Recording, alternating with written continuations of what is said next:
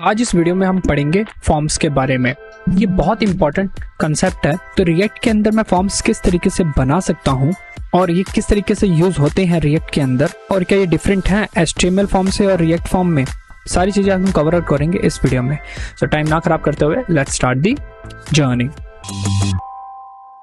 HTML form elements work bit differently from other DOM element in React because form element naturally keep some internal state। जो HTML के form है और उसके element मतलब आपके input tag, text area, select tag, जितने भी आपके टैग्स हैं वो थोड़ा डिफरेंट वर्क करते हैं रिएक्ट डॉम के अंदर। अब रिएक्ट डॉम का मतलब जो कि रिएक्ट एक अपना खुद ही एक डॉम बनाता है, देन जाके वो आपके ब्राउजर के डॉम में अपडेट करता है। अगर आपको रिएक्ट डॉम के बारे में पढ़ना है, राइट टॉप में वो लिंक आ रहा होगा, उस पर क्लिक करके आप देख सकते हैं। सो क्यों ऐसा होता है? रीजन ये होता है कि जो टैग्स होते हैं वो खुद ही अपना एक इंटरनल स्टेट हैंडल करते हैं। ठीक है, अगर आपने HTML में देखा होगा और मैं इनपुट के अंदर कोई वैल्यू डालता हूँ तो वो वैल्यू खुद ही अपडेट हो रही है और उसको उसी वैल्यू को मैं यूज भी कर सकता हूँ। राइट, अगर एग्जाम्पल के तौर पर देखें, जैसे फॉर्म बनाया, लेबल लिखा, लेबल के अंदर मैंने इनपुट टाइप टेक्स्ट और नेम के अंदर नेम लिख दिया, ठीक है ना। और एक और बनाया input type submit and value submit. अब इस इनपुट के अंदर यानी कि टेक्स्ट के अंदर जो नेम नाम का है ये खुद ही अपनी वैल्यू को अपडेट कर रहा है और उसी को मैं अगर मैं जहां नेम लिखूंगा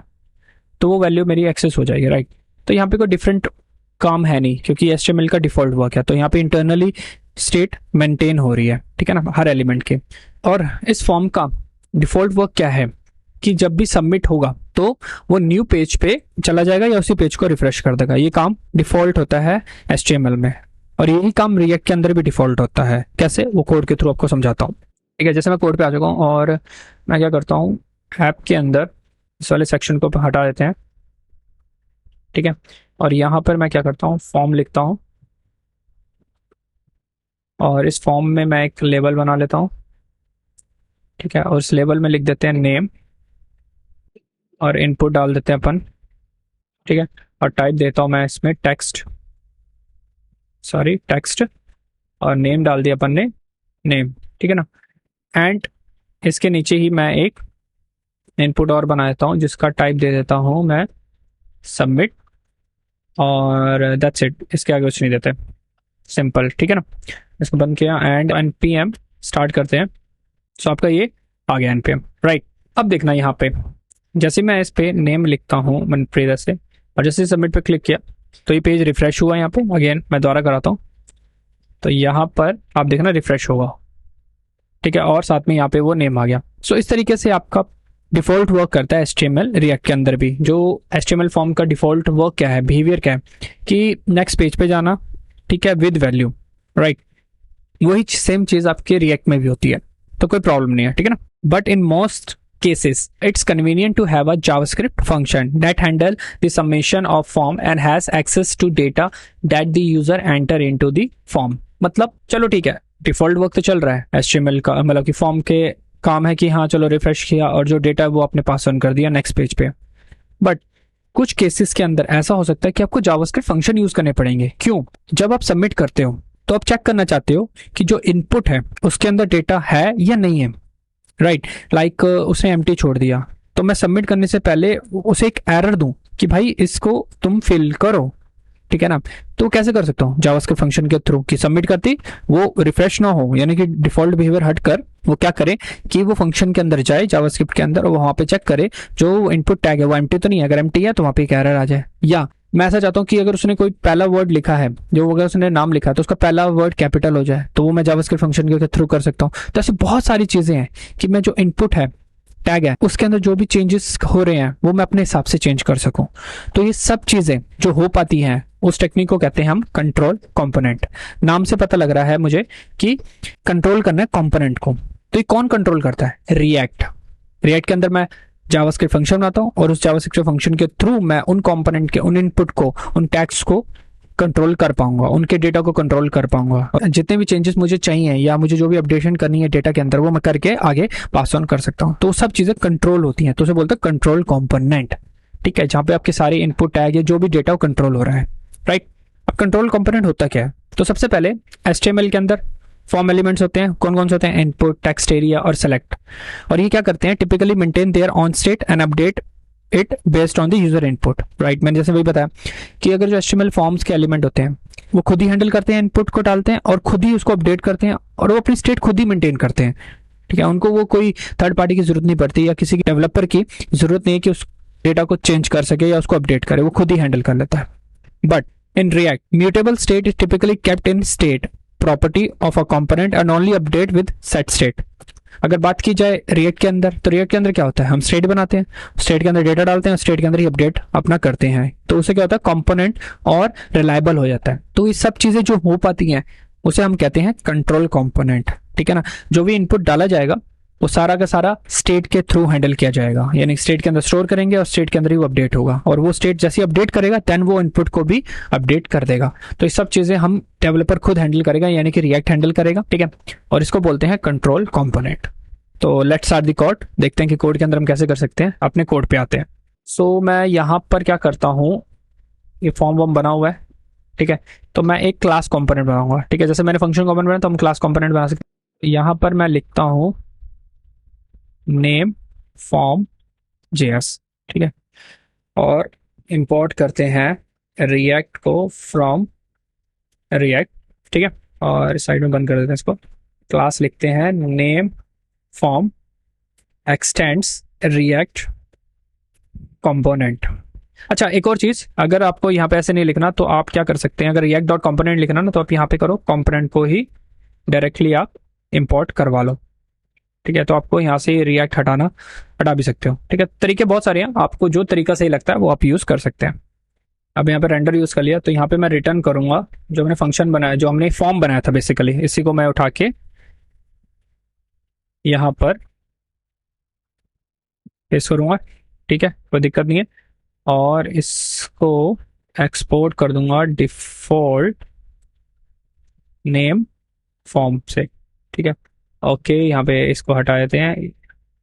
भाई साहब दिक्कत मत जनरेट कीजिए। ओके, सो यहाँ पे आपका आ गया, ठीक है, बढ़िया। तो यहाँ पर मैं इसे इंपोर्ट करवा लेता हूँ एज अ नेम फॉर्म, ठीक है। तो सही तरीके से काम कर रहा है, ठीक है। अब आते हैं अपन नेम वाले पे, और इसमें क्या करते हैं, एक पहले स्टेट बनाते हैं। तो मैं लिखता हूँ कंस्ट्रक्टर, ठीक है। इसके अंदर प्रॉप्स भेजना जरूरी है, नहीं तो एरर आ जाएगा, और सुपर भी भेजना जरूरी है, प्रॉप्स, बढ़िया। और यहाँ पे मैं क्या करता हूँ, दिस स्टेट के अंदर एक बनाता हूँ वैल्यू नाम का, ठीक है। उसके अंदर एम्प्टी छोड़ देते हैं, ठीक है। और मैं क्या करता हूँ, इस वैल्यू के अंदर यहाँ पर इनपुट टैग के अंदर इस दिस डॉट स्टेट को वैल्यू कॉल करवा देता हूँ, बढ़िया।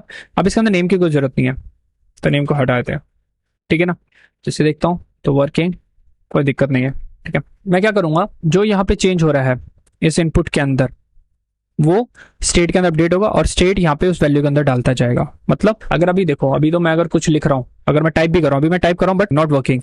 ऐसा क्यों हो रहा है, क्योंकि जो बेसिक फंक्शनैलिटी थी जो उसकी अपडेट की वो मैंने हटा दी, मैंने वैल्यू के अंदर स्टेट डाल दी। अब स्टेट एम्प्टी है, अभी स्टेट के अंदर जो वैल्यू वो एम्प्टी है, ठीक है। मैं जितना लिख रहा हूँ वो स्टेट के अंदर अभी अपडेट हो नहीं रहा, तो इस वजह से वो यहाँ पर वो लिखने नहीं दे रहा। तो आप ट्राई करना यहाँ तक, सिर्फ यहाँ तक कोड लिखकर और लिखने की ट्राई करना कि ये अपडेट हो रहा नहीं हो रहा, तो नहीं हो रहा होगा, ठीक है ना। वो रीजन ये है कि स्टेट के अंदर जो वैल्यू है वो एम्प्टी है, और मैंने अभी इसको अपडेट ही नहीं कराया। तो जब तक अपडेट नहीं कराऊंगा तो यहाँ वैल्यू आएगी नहीं, और वैल्यू नहीं आएगी तो शो ही नहीं होगी, ठीक है ना। अब वो कैसे कर सकते हैं, उसके लिए क्या करता हूँ, मैं यहाँ पर एक फंक्शन लिखता हूँ हैंडल चेंज, ठीक है। और सिंटेक्स यूज करेंगे, ठीक है। इसके अंदर एक इवेंट आएगा, इवेंट मतलब जो भी इनपुट के अंदर डेटा इवेंट फायर हो रही है वो इवेंट का वैल्यूज, ठीक है। फिर मैं क्या करूंगा, इसको यहाँ पर ऑन चेंज पे कॉल करूंगा हैंडल चेंज को, ठीक है। ये पैरेंथेसिस नहीं लगाते, नहीं तो वो डायरेक्टली कॉल हो जाएगा, बढ़िया, इतना काम हो गया। अब यहाँ पे मैं एक कंसोल लॉक करके देखता हूँ कि वो आ रहा है नहीं आ रहा, तो क्लियर हो जाएगा। टारगेट यूज करेंगे और टारगेट के अंदर मेरी वैल्यू होनी चाहिए। बेसिक तरीका है, अगर आपको किसी भी इनपुट वैल्यू को, किसी भी इनपुट की वैल्यू एक्सेस करनी हो तो आपको लिखना होगा event dot target dot value, ठीक है। आपने जावास्क्रिप्ट के अंदर पढ़ा होगा। तो मैं रिफ्रेश किया और यहाँ पर इंस्पेक्ट के अंदर गया और कंसोल लॉग के अंदर देखो वार्निंग आ रहा है, value prop without on change, provide value prop, हाँ वो दे दिया, ठीक है। तो देखते हैं, देखो वैल्यू आ रही है मेरी, ठीक है ना, तो वर्किंग है। ओके, अब क्या करते हैं, मैं यहाँ पर set, sorry this dot set state के अंदर, तो यहाँ पर मैं सेट स्टेट के अंदर डायरेक्टली वैल्यू के अंदर event dot target dot value को अपडेट करना चाहता हूँ। तो अब मेरे हिसाब से ये अपडेट यानी कि अभी लिखा जो भी मैं लिखूंगा वो आपको दिखना चाहिए। तो मैं मनप्रीत लिखता हूँ तो वर्किंग। तो इस तरीके से आप अपडेट कर सकते हैं इनपुट के अंदर स्टेट के थ्रू। जब मैं स्टेट के अंदर, अब यहाँ पे सारा कंट्रोल कंपोनेंट हो गया। क्यों हो गया? क्योंकि अब मैं स्टेट यूज कर रहा हूँ, ठीक है ना। तो इस वजह से ये कंट्रोल कंपोनेंट बन चुका है। अब यहाँ पे मैं क्या करूंगा, फॉर्म के सबमिट पे, तो मैं यहाँ पे लिखूंगा ऑन सबमिट, सिंटैक्स यूज करेंगे, ठीक है। इसके अंदर भी एक इवेंट पास होगा, ठीक है। और ऑन सबमिट पे मैं क्या करूंगा, कॉल करा दूंगा। अब देखते हैं, एक बार इसको रिफ्रेश किया, अभी वैसे वर्क कर रहा है, मतलब वो रिफ्रेश हो रहा है पेज। तो अब इसको रोकना होगा, तो उसके लिए क्या करना होगा, मुझे इसका डिफॉल्ट बिहेवियर मुझे रोकना है। तो इवेंट डॉट प्रिवेंट डिफॉल्ट को कॉल कराना होगा, ठीक है। अब ये क्या करेगा, जो बिहेवियर डिफॉल्ट है वो आपका रुक जाएगा।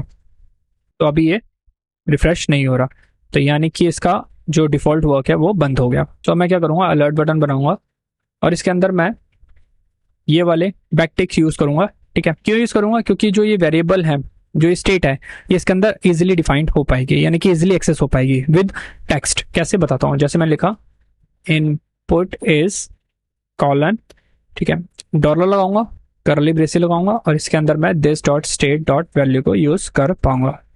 तो बैकटिक यूज करके आप ऐसे यूज कर सकते हैं, ठीक है। आप देखते हैं इसे, मैंने यहाँ पे लिखा मनप्रीत, तो इनपुट इज मनप्रीत, ठीक है। तो अब सबमिट का काम भी आपका हो रहा है। तो इस तरीके से आप इनपुट के टैग्स के वैल्यू को हैंडल कर सकते हो स्टेट के अंदर और उनको स्टेट के थ्रू ही अपडेट कर सकते हो, ठीक है। तो ये सारा प्रोसेस हम कहते हैं, यानी इस टेक्निक को कहते हैं हम कंट्रोल कंपोनेंट, ठीक है। आज हमने क्या क्या कवर आउट किया, आज हमने पढ़ा कि फॉर्म कैसे HTML के अंदर यूज होता है और वो रिएक्ट के अंदर कैसे यूज होता है, वो हमने क्लियर आउट किया। उनके अंदर उन दोनों में डिफरेंस क्या था वो देखा। फिर हमने पढ़ा कंट्रोल कंपोनेंट के बारे में कि कंट्रोल कैसे कर सकते हैं कंपोनेंट को, यानी कि इनपुट टैग्स को रिएक्ट के अंदर। सो आज के लिए इतना ही था।